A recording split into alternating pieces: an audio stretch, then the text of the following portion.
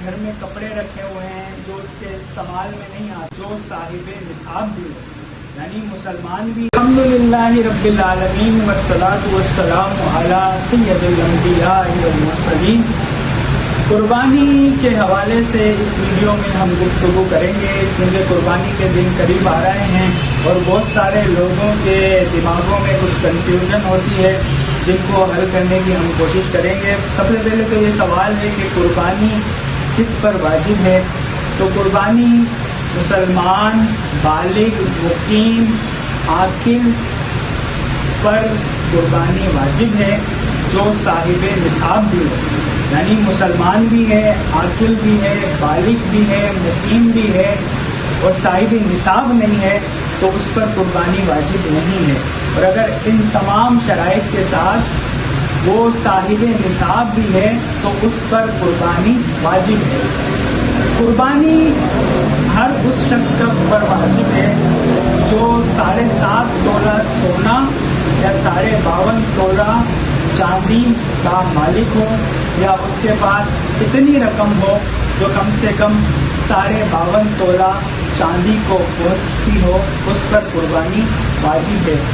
اس کے ساتھ ساتھ قربانی میں جو حاجت اصلیہ کے علاوہ جو چیزیں ہیں، مطلب کسی کے پاس ایکسٹرا موبائل ہے یا ایسے گھر میں کپڑے رکھے ہوئے ہیں جو اس کے استعمال میں نہیں آتے، جیسے مثال اس کی میں آپ کو یوں دوں کہ شادی ہماری ہوتی ہے تو اس میں شیروانی بنائی جاتی ہے اور وہ ایک ہی بار پہننے میں آتی ہے، اس کے بعد وہ پہننے میں نہیں آتی بلکہ گھر کی الماری کی زینت بنی ہوتی ہے، تو اس کی بھی رقم کو شمار کیا جائے گا قربانی کے نصاب کے لیے۔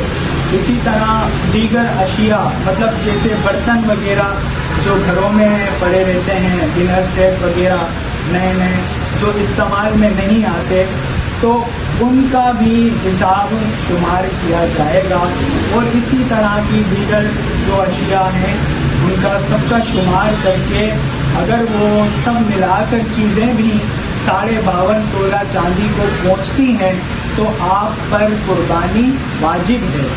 اور اگر آپ کے پاس اتنی رقم نہیں ہے، کیش رقم، کہ جس کے ذریعے سے آپ گائے لے سکیں یا بکرا لے سکیں یا کہیں اجتماعی قربانی کے اندر ہی شامل ہو سکے، تو آپ کے لیے ضروری ہے کہ آپ کسی سے قرضہ بھی لے سکتے ہیں، اور قرضہ لے کر بھی قربانی کرنا جائز ہے۔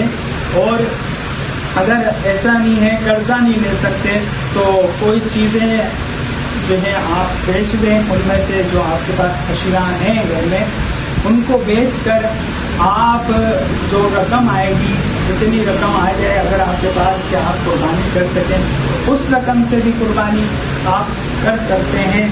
اور قربانی کے لیے ایک بات اور سمجھ لیں کہ بکرے میں صرف ایک شخص کی قربانی ہوگی۔ بعض لوگ یہ کرتے ہیں کہ پورے گھر کی طرف سے ایک بکرا کاٹ دیا اور کہا کہ ہماری سب کی قربانی ہوگی۔ اب گھر میں ہو سکتا ہے بعض گھر ایسے بھی ہوں جس میں اگر 7 افراد ہیں تو 7 کے 7 پر قربانی واجب ہے، اور بعض گھر ایسے ہوتے ہیں کہ جن میں 7 افراد ہیں تو 3 پر قربانی واجب ہے یا 4 پر قربانی واجب ہے، تو جتنے لوگوں پر قربانی واجب ہوگی اتنے لوگوں کا قربانی کرنا ضروری ہے۔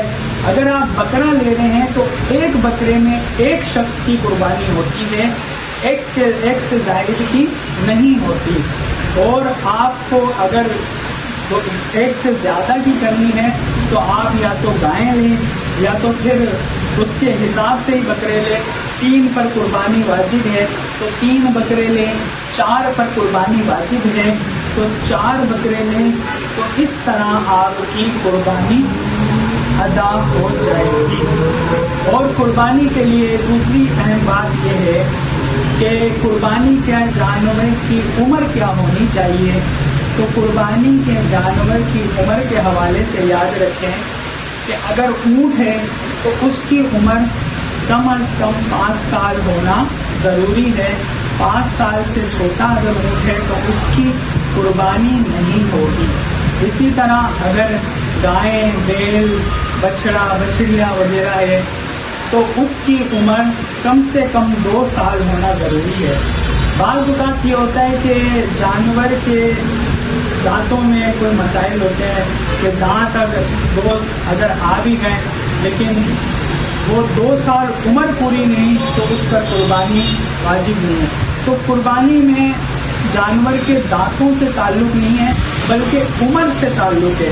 عمر اس کی پوری ہونی چاہیے، جو قربانی میں جتنی عمر کی ریکوائرمنٹ ہے تو جا کے اس کی قربانی ہوگی۔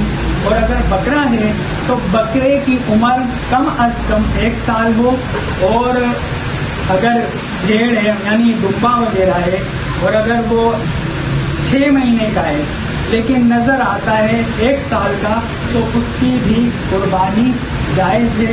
ان تمام چیزوں کا خیال رکھنا ضروری ہے۔ اگلی ویڈیو میں انشاءاللہ مزید معلومات کے ساتھ حاضر ہوں گے۔ ہمارے چینل کو سبسکرائب کریں، ویڈیو کو لائک اور شیئر کریں اور ہماری حوصلہ افزائی فرمائیں۔ جزاک اللہ خیرا۔ السلام علیکم ورحمۃ اللہ وبرکاتہ۔